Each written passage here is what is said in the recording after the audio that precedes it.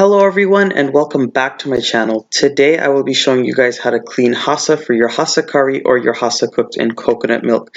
Now if you follow these simple steps you will have the cleanest and the best tasting hassa for all of your dishes. Now hassa is a freshwater fish and it's a bottom feeder, so if you do not clean it properly then the taste can be very rank and you can definitely get that hint of taste of what that hassa was feeding on when it was in the water. So follow these simple steps and your hassa will taste the best. The first step when cleaning your hassa is to cut off any extremities on your hassa. So you want to cut off the long tail, you want to cut off all of the fins, and you want to cut off those two strings that grow beneath the mouth.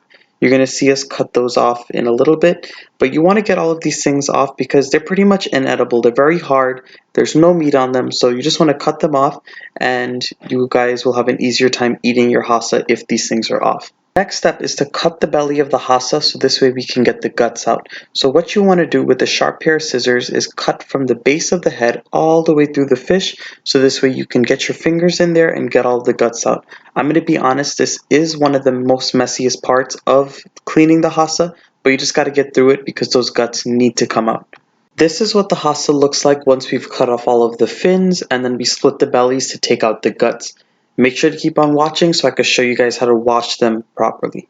In this step, we have to heavily salt the hassa so this way we can draw out some of the rankness that the hassa holds. So what we're going to do is we're going to throw the salt on and we're going to give it a good mix and toss it up in that salt. And once you get them coated, we're going to let them sit for about an hour to an hour and a half just so all of that salt can start to draw out the rankness. I also wanted to mention that once you finish coating the hassa in the salt, you want to go in there with your fingers and get some of that salt inside of the bellies, so this way any rankness inside of the fish will also be drawn out. We ended up letting our hassa sit in that salt for about an hour and a half, and after that hour and a half, you want to make sure to wash all of this salt off very well.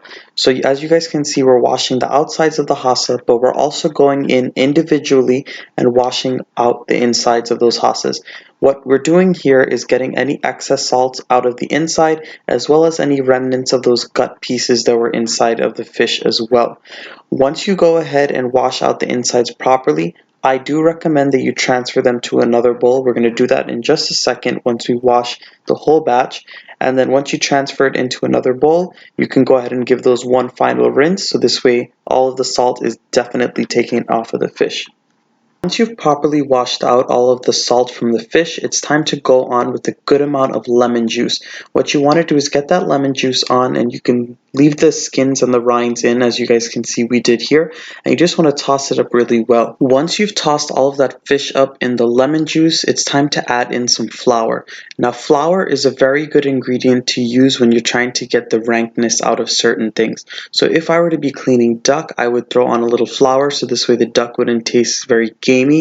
And if you are cooking like a very fresh chicken or fresh goat meat, you might want to go in with a little flour too just to get any gamey or rank taste out of the meats. So we're going on with this flour, just a few tablespoons. You want to get it all coated on top of that fish along with that lemon juice, and you want to toss it around, get it inside the fish, and just wash every part and all of the surface area of that fish that you can get to. Once you get the hassa properly coated in all of that lemon juice and the flour, you want to go ahead and let it sit for just about 5 to 10 minutes. It really doesn't require you to let it sit too long because we had salted it previously. And once you let it sit for about 5 to 10 minutes, you can go ahead and begin to wash all of your hassa off now. You want to make sure to go inside the cavities of the hassa as well as get the outside surface area of the hassa very well under that water, so this way you can get all of that flour and any excess lemon juice off.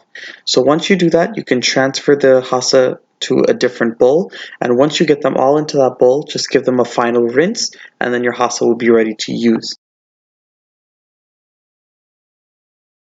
That's it guys, all of my hassa are now ready to cook. I hope I made all of these steps as simple as possible, and I promise you guys if you follow all of these steps your hassa will be nice and clean and the taste will be perfect. So I hope you guys enjoyed this video. Don't forget to give this video a thumbs up, subscribe to my channel if you haven't done so yet, and make sure to comment down below on what you would like to see next.